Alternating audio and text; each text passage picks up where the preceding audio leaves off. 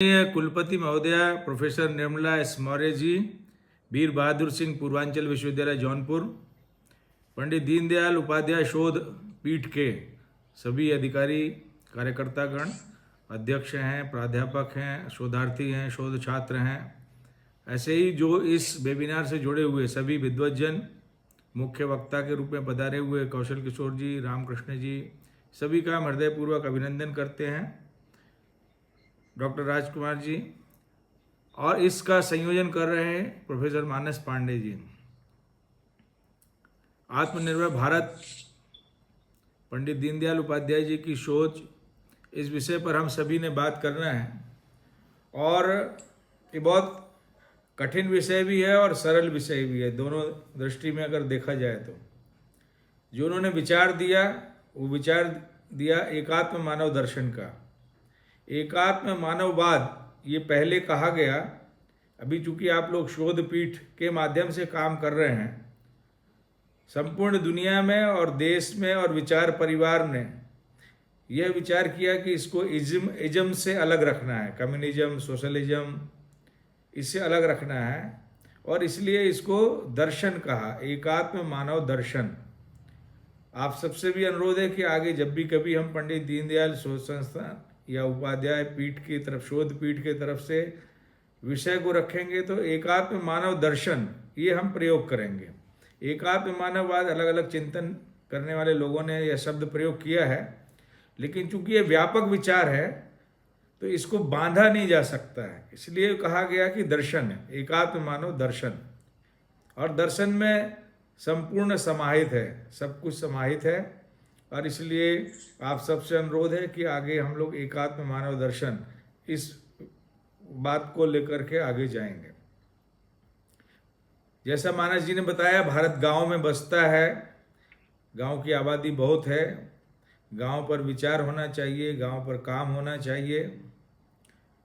जो स्थान चुना गया है जौनपुर, उससे पंडित दीनदयाल उपाध्याय जी का बहुत लगाव था, उस क्षेत्र से उन्होंने बहुत काम किया है। उस क्षेत्र में साइकिल से, पैदल जा कर के, लोगों से मिल कर के वहाँ की जनता जनार्दन को समझा है, और उनके कई पक्षों को अलग अलग प्रकार से रखा गया है। एकात्म मानव दर्शन में भी उनका राजनीतिक पक्ष अलग है, सामाजिक पक्ष अलग है, आर्थिक पक्ष अलग है समझने की दृष्टि से, और अलग अलग जगह जो उन्होंने अपने उद्बोधन या विचार व्यक्त किए हैं, उस आधार पर इस दर्शन को एक स्वरूप दिया गया है, एकात्म मानव दर्शन। और उनकी जो विचार श्रृंखला है, विचार प्रवाह है, उसको व्यवहार में उतारने के लिए उनके सहयोगी, लंबे समय तक सहयोगी रहे, परम श्रद्धेय नानाजी देशमुख जिनको भारत रत्न मिला, और उन्होंने एकात्म मानव दर्शन के विचार को व्यवहार में कैसे परिवर्तित किया जा सकता है, ये केवल विचार नहीं है, उसको कैसे परिवर्तित किया जा सकता है। गांधी जी का ग्रामोदय, विनोबा जी का सर्वोदय, राष्ट्रोदय की बात, वो सब एकात्म मानव दर्शन में किस प्रकार से समाहित हो, इसकी चिंता परम श्रद्धेय नानाजी देशमुख जी ने की। और उन्होंने अपने कामों के माध्यम से अलग अलग स्थानों पर जो देश के पिछड़े और अभावग्रस्त क्षेत्र थे, चाहे वो उत्तर प्रदेश का क्षेत्र हो, चाहे मध्य प्रदेश का क्षेत्र हो, या प्रभु श्री राम की तपोभूमि चित्रकूट हो, या दिल्ली जैसा महानगर हो जहाँ पर बौद्धिक चिंतन हो सकता है, विचार हो सकता है, एकेडमिक एक्टिविटीज हो सकती हैं, उनको उन्होंने पंडित दीनदयाल उपाध्याय जी के विचार को व्यवहार में किस प्रकार से परिवर्तित किया जाए, कैसे काम किया जाए, कैसे बताया जाए, इस एकात्म मानव दर्शन को कैसे समझाया जाए, ये उन्होंने अलग अलग प्रकल्पों के माध्यम से करके दिखाया, काम करके दिखाया। और जिस प्रकार से उन्होंने कहा कि व्यक्ति, परिवार, समाज और राष्ट्र, इसको एक सूत्र में बांधा, इसको अलग नहीं किया जा सकता, ये एक दूसरे के परस्पर पूरक है। समाज की मूलभूत इकाई परिवार है, परिवार व्यक्ति से बनता है, व्यक्ति को बनना होगा। अगर व्यक्ति बनेगा, व्यक्ति सर्वगुण संपन्न होगा, व्यक्ति आत्मनिर्भर होगा, व्यक्ति दूसरे की चिंता करेगा, व्यक्ति मानवतावादी बनेगा, व्यक्ति जात पात समाज से ऊपर उठ कर के काम करेगा, तो जब व्यक्ति बनेगा तो परिवार बनेगा, और परिवार से समाज बनेगा, समाज से फिर पूरा देश दुनिया, और फिर वसुधैव कुटुंबकम की बात आएगी। तब उन्होंने कहा कि हम इस बात को लेकर चल सकते हैं, अयम निजः परोवेति गणना लघुचेत साम उर्दार चरिता नाम तो वसुधैव कुटुंबकम। ये हमें अपनी परंपराओं से मिला, अपने ऋषि महर्षि इनकी परंपराओं से मिला, और उन्होंने कहा कि यही परंपरा हमारे देश को आगे ले जा सकती है। इसी प्रकार से व्यक्ति के लिए उन्होंने बताया कि व्यक्ति है तो शरीर है, उसका मन होगा, उसकी बुद्धि होगी, उसकी आत्मा होगी, तो वो अकेले शरीर भी कुछ नहीं कर सकता, अकेले मन भी कुछ नहीं कर सकता, अकेले बुद्धि भी कुछ नहीं कर सकती है, और अकेले आत्मा को भी हम लेकर के और अगर प्रयोग करेंगे, काम करेंगे, आगे नहीं जा सकते। बुद्धि है लेकिन विवेक नहीं है तो भी अच्छा नहीं हो सकता। तो बुद्धि है तो उसके साथ में विवेक भी चाहिए कि अच्छा क्या है, बुरा क्या है, क्या करना चाहिए, कैसा करना चाहिए, क्यों करना चाहिए। तो दीनदयाल जी ने कहा कि हमें व्यक्ति, परिवार, समाज और राष्ट्र और दुनिया, वसुधैव कुटुंबकम की चिंता करना है, वो भी परस्पर पूरकता के आधार पर करना है। व्यक्ति को आत्मनिर्भर बनते हुए करना है। व्यक्ति आत्मनिर्भर होगा तो परिवार आत्मनिर्भर होगा, परिवार आत्मनिर्भर होगा तो उसके आसपास की आबादी आत्मनिर्भर होगी, आसपास की आबादी निर्भर होगी तो भारत देश में उसका योगदान होगा। जो जिस जीडीपी की बात कर रहे थे मानस जी, उस जीडीपी में तभी योगदान हो सकता है जबकि भारत कृषि प्रधान देश है। यह अंग्रेजों ने कहा, उसको दीनदयाल जी और नानाजी ने कहा कि भारत कृषि प्रधान देश नहीं है, भारत कृषि, पशुधन और उद्योग प्रधान देश है। हमारे गांव में खेती, पशुपालन और रोजगार तीनों एक साथ होते थे, कोई खाली नहीं रहता था गांव में, सबके पास काम होते थे, प्रत्येक व्यक्ति के लिए काम होता था, और जब प्रत्येक व्यक्ति के लिए काम होगा तो उत्पादकता बढ़ेगी। जो खेती में है वो उत्पादकता बढ़ाएगा, उसमें दलहन है, फसलें हैं, फल फूल हैं, सब्जी हैं, मसाले हैं, जो भी कुछ वहाँ पर उत्पादन गांव में हो सकता है, गांव के आसपास हो सकता है, उसे उत्पादकता के साथ में जोड़ना है, उसका अर्थव्यवस्था में योगदान होना है। तो जितनी आवश्यकता है उतना गांव में रहना है, जो आवश्यकता से अधिक है वो बाजार में जाना है, बाजार में जाएगा तो पैसा आएगा, और पैसा आएगा तो जैसे कहा गया है कि गांव का या किसान का परचेजिंग पावर बढ़ना चाहिए। परचेजिंग पावर तभी बढ़ेगा जब गांव में उत्पादकता होगी, चीज़ें अच्छी बनेंगी, बाहर बिकने के लिए जाएंगी, उससे जो आमदनी होगी, आय होगी, वो किसानों तक पहुंचेगी, वो आय में वृद्धि करेगा। तो इस प्रकार से पशुपालन में भी, चाहे वो गाय पालन में हो, भैंस पालन में हो, बकरी पालन में हो, भेड़ पालन में हो, मछली पालन में हो, सुअर पालन में हो, किसी भी प्रकार की गतिविधि में वो लगा हुआ है तो कुछ ना कुछ सृजित कर रहा है, पैदा कर रहा है, उत्पादन कर रहा है, जो जिसका योगदान हमारे अपने परिवार को चलाने के लिए आवश्यक है, समाज के लिए आवश्यक है और देश के लिए भी आवश्यक है। ठीक इसी प्रकार से छोटे छोटे रोजगार, गांव में अपने छोटे छोटे रोजगार थे, छोटे छोटे उद्योग धंधे थे, वो जाति वर्ग से जुड़ करके भी थे, बिना जाति वर्ग से जुड़ करके भी थे। कर्म के आधार पर, कार्य के आधार पर प्रत्येक गांव में गांव की आवश्यकताओं की पूर्ति करने की व्यवस्था गांव में ही होती थी। और जब गांव आत्मनिर्भर होते थे तभी गांव आत्मनिर्भर होते थे। गांव आत्मनिर्भर होते थे तो वहाँ का समाज आत्मनिर्भर समाज कहलाता था कि ये किसी के आगे हाथ नहीं फैला रहा है, ये स्वावलंबी है, ये स्वाभिमानी है। जब आत्मनिर्भर होगा, स्वावलंबी होगा तो निश्चित रूप से स्वाभिमानी समाज का निर्माण होगा, और जब स्वाभिमानी समाज होगा तो किसी के आगे हाथ नहीं फैलाएगा। हमारे पास रोजगार से आमदनी और रोजगार के लिए, बाजार के लिए, वो बाहर बिक्री के लिए जाना, साप्ताहिक हाट बाजार में जाना, उसके पहले तो बैलगाड़ियों से सामग्री जो तैयार होती थी गांव में, बाजार आसपास के बाजारों में बेच आते थे। फिर साधन सुविधाएं, यातायात की सुविधा बढ़ी, बाहर भी जा सकते, और बाहर गया, विदेशों में भी गया, और विदेशों की भी आवश्यकताओं की पूर्ति के लिए हमारे यहाँ की जो विशेष चीज़ें थीं, जिनकी अपनी पहचान थी, वो पहचान पूरी दुनिया में पहुंची। चाहे हमने अच्छा लोहा बनाया हो, चाहे हमने अच्छे औजार बनाए हो, चाहे हमने अच्छा कपड़ा बनाया हो, चाहे हमने अच्छे खाद्य पदार्थ बनाए हो, चाहे अच्छे फलों का उत्पादन किया हो, वो पूरी दुनिया में गया।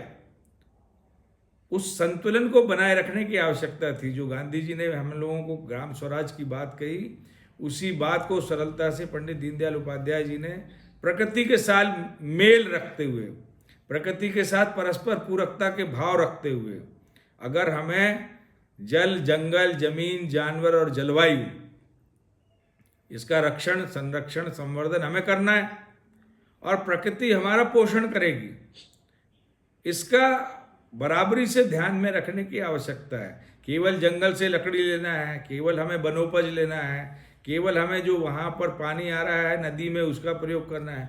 नदी में वर्षा का जल पहुँच रहा है लेकिन जल का संरक्षण नहीं हो रहा है। जल का संरक्षण नहीं हो रहा है तो तालाब, कुओं में पानी नहीं हो रहा है, हैंडपंप, बोर सूख रहे हैं।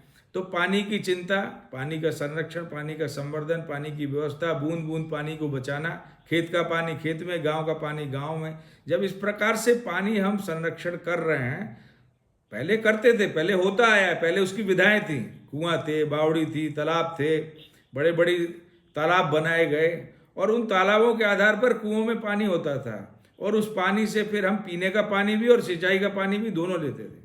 सिंचाई के लिए, खेती के लिए हम 1 फसल, 2 फसल, 3 फसल पहले भी करते थे, लेकिन बीच में कुछ काल ऐसा आया कि हमें अधिक उत्पादन लेना है तो हमने अधिक खाद का प्रयोग करना शुरू कर दिया, हाइब्रिड सीड का लेना प्रयोग कर दिया। ये एकात्म मानव दर्शन के विचार से विपरीत विकास की व्यवस्था थी, जिसमें हमने ग्रीन रिवॉल्यूशन किया, हरित क्रांति की, श्वेत क्रांति की। ये दुनिया को देख करके किया। जो सरकारें थी उन्होंने लगातार काम किया अपने देश के लिए, लेकिन उससे महानगर बढ़े। गांव में जो बढ़ना चाहिए, गांव में जो काम होने चाहिए, गांव की आवश्यकताओं की पूर्ति के लिए जो काम होना चाहिए, गांव के बच्चों की पढ़ाई के लिए जो प्रयत्न होना चाहिए, गांव के बच्चों के लिए, महिलाओं के लिए जो स्वास्थ्य की प्रबंध होना चाहिए, जो आजीवन स्वास्थ्य की व्यवस्था होना चाहिए गांव के स्तर पर। क्योंकि गांव, भारत गांव में बसता है, तो इसलिए गांव अगर हम आत्मनिर्भर बनाएंगे, स्वयं पूर्ण बनाएंगे, संपन्न बनाएंगे, समृद्ध बनाएंगे, खुशहाल बनाएंगे, तो देश अपने आप खुशहाल होगा। तो हमने ऊपर से नीचे की तरफ आना शुरू किया। योजना आयोग ने योजनाएं बनाना शुरू की, 5-5 साल की योजनाएं बनती थी। योजना आयोग बताता था कि गांव में क्या होना है, इधर गांव वालों की आवश्यकता है नहीं है, लेकिन काम हो रहा है।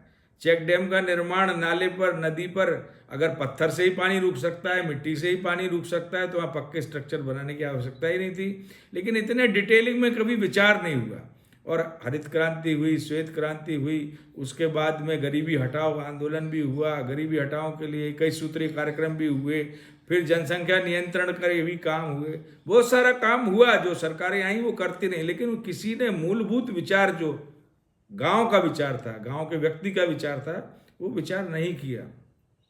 और इस कारण से जो डिस्क्रिमिनेशन है, जो असमानता है, जो असंतुलन है सब प्रकार का, गरीब आदमी का, अमीर आदमी का, जिस प्रकार से जंगल बढ़ना चाहिए, जल बढ़ना चाहिए, पशुधन बढ़ना चाहिए।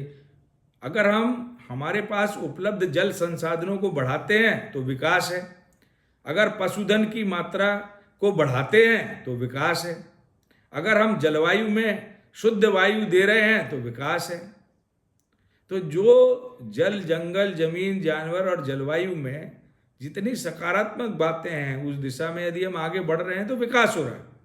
और अगर नदी प्रदूषित हो रही हैं, वायु प्रदूषित हो रही है, बड़े बड़े कारखाने जो है वो उद्योग वो अपने पर्यावरण को क्षति पहुंचा रहे हैं, तो वो विकास नहीं है। वो कितनी भी बड़ी मात्रा में हमारे पास में पैसा, चाहे वो ग्लोबलाइजेशन, वैश्वीकरण की बात हो, लेकिन वैश्वीकरण के समय में दुनिया के दूसरे देशों को लाभ हुआ, हमें लाभ नहीं हुआ। अगर हमारे गांव आत्मनिर्भर होते, हमारी कुशलता को आगे बढ़ाया गया होता, हमारे अपने उत्पादों को दुनिया में पहुंचाया गया होता उतनी मात्रा में, तो निश्चित रूप से वो हमारे लिए ठीक था वैश्वीकरण।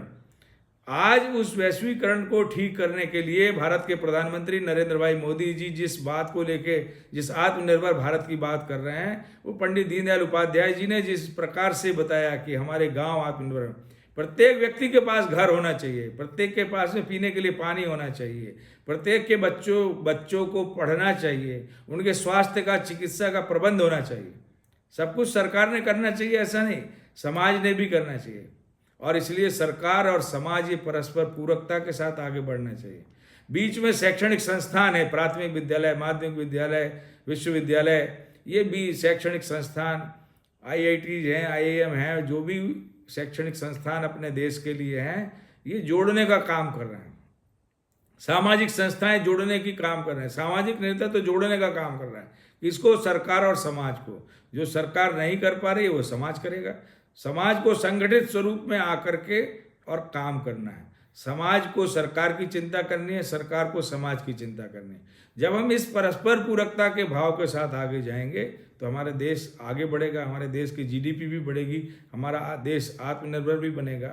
और इस वैश्विक महामारी कोरोना के समय हम सब जागरूक हो गए, जागृत हो गए। हमें जिस प्रकार की बात बताई गई उसमें हमें ध्यान में भी आया कि अगर पॉलीथीन का हमें प्रयोग नहीं करना है, हमें प्रदूषित जल नहीं करना है, हमें खेती में उत्पादन को बढ़ाना है, हमें अपनी आवश्यकता के आधार पर फसलें, दलहन, तिलहन, सब्जी, मसाले, फल फूल सबका उत्पादन करना है। हमें महानगरों में काम के लिए तो जाना है, लेकिन वापस आके अपने परिवार की भी चिंता करनी है। गांव में रहने वाले परिवार के लिए भी सुख साधन संबंध, उसकी सुविधाओं को बढ़ाने की दृष्टि से भी प्रयास करना है। हमें 6-8 महीने जौनपुर के रहने वाले मुंबई महानगर में बड़ी संख्या में लोग हैं, वो मुंबई में रहते थे। उनको वहाँ जब कठिनाई का अनुभव हुआ महामारी कोरोना के समय, वो अपने गांव की तरफ चले, कुछ पैदल चले, कुछ साइकिल चले, कुछ मोटरसाइकिल चले। 3-4 महीने बाद सरकार ने भी व्यवस्था की, वापस घर आए।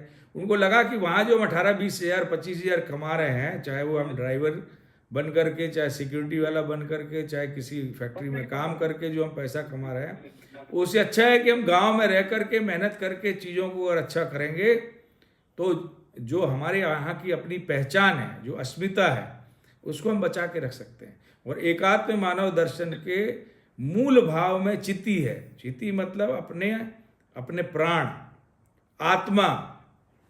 तो भारत की आत्मा गांव है, गांव की आत्मा हमारे रिचुअल्स हैं, जिसमें हमारे रीति रिवाज हैं, परंपरा हैं, पहनावा है, खान पान है, रहन सहन है। ये हमारी आत्मा है, हमारे देश की आत्मा है, हमारे गांव की आत्मा है।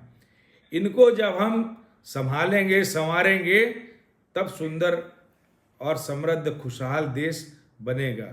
इस दिशा में हमें आगे काम करने की ज़रूरत है। कुछ विश्वविद्यालयों में, कुछ उच्च शिक्षण संस्थानों में वर्चुअल कॉन्फ्रेंस के माध्यम से आत्मनिर्भर भारत के लिए माननीय प्रधानमंत्री जी का जो उद्बोधन है, या राष्ट्रीय स्वयंसेवक संघ के परम पूजनीय सरसंघ चालक मोहन भागवत जी का उद्बोधन है, या काशी में हुआ अपने माननीय सर कार्रवाई जी का उद्बोधन है, या देश में जो विश्वविद्यालय चल रहे हैं उसमें माननीय कुलपति महोदय का उद्बोधन है, जो इस विचार प्रवाह को आगे ले जाने के लिए काम कर रहे हैं। तो ऐसे सभी लोगों का हम अभिनंदन करते हैं, उनका स्वागत करते हैं। माननीय कुलपति महोदया का भी बहुत बहुत अभिनंदन, आभार, जो इस विषय को लेकर के चर्चा, बातचीत, काम प्रारंभ हुआ है। और इस विश्वविद्यालय के माध्यम से, इस पीठ के माध्यम से पंडित दीनदयाल उपाध्याय जी का जो राजनीतिक चिंतन है, सामाजिक चिंतन है, आर्थिक चिंतन है, गांव का चिंतन है, उन सब विषयों पर अलग अलग शोध कार्य संपन्न कराएंगे आप लोग, ऐसा हमारा विश्वास है। और व्यवहारिक धरातल पर काम करने के लिए आपके पास में बहुत अच्छी खेती की ज़मीन है, बहुत अच्छे पशुपालक हैं, बहुत अच्छे अच्छे रोजगार जौनपुर के पास हैं। जौनपुर के विश्वविद्यालय का जितना भी कार्य क्षेत्र है, जितने भी महाविद्यालय, विद्यालय उसके साथ जुड़े हुए हैं, उन्हें हम एक अनुपम उदाहरण के रूप में प्रस्तुत कर सकते हैं। प्रत्येक विद्यालय सक्षम बन सकता है, समृद्ध बन सकता है, स्वावलंबी बन सकता है। प्रत्येक महाविद्यालय स्वावलंबी, स्वाभिमानी बन सकता है, और प्रत्येक विश्वविद्यालय भी स्वावलंबी बन सकता है। ग्रामोदय विश्वविद्यालय की स्थापना काल के समय परम श्रद्धेय नानाजी देशमुख जी का यही एकमात्र विचार था कि गांव में, गांव की समस्याओं की समाधान के दृष्टि से पढ़ाई हो, चाहे वो इंजीनियरिंग हो, चाहे कॉमर्स हो, चाहे टेक्नोलॉजी हो, चाहे आर्ट फैकल्टी हो, चाहे म्यूजिक फैकल्टी हो, कोई भी फैकल्टी हो, कोई भी संकाय हो, कोई भी विभाग हो, हम उस प्रकार की पाठ्यपुस्तक, उस प्रकार का टेस्ट, उस प्रकार के सिलेबस हम तैयार करें और गांव की समस्याओं की समाधान की दृष्टि से पढ़ाई हो। ग्रामोदय विश्वविद्यालय के विचार प्रवाह में ये बात थी, और इसी बात को लेकर के जो अपना वीर बहादुर सिंह विश्वविद्यालय जौनपुर है, उसमें जो पंडित दीनदयाल उपाध्याय शोध पीठ की स्थापना हुई है। शोध पीठ अपने इन उद्देश्यों की पूर्ति के लिए काम करे। उनको बहुत बहुत शुभकामनाएं। आभार देते हुए मैं अपनी बात को पूर्ण करते हैं।